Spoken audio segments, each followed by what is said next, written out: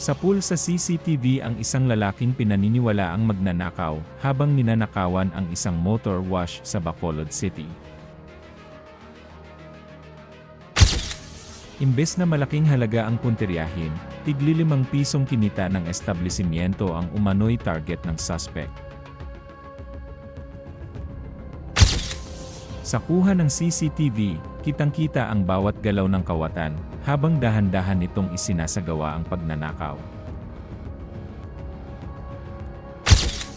Gumamit pa umano siya ng pamputol ng lock upang mabuksan ang nakasarang bahagi ng motor wash, bago pilit na binuksan ang kaha kung saan nakalagay ang mga tigli ₱5 kinita ng negosyo.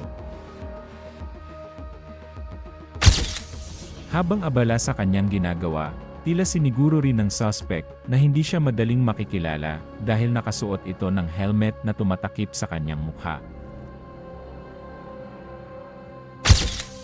Dahil sa malinaw na kuha ng CCTV, umaasa ang mga may-ari ng motor wash na agad na makikilala at mahuhuli ang responsable sa insidente.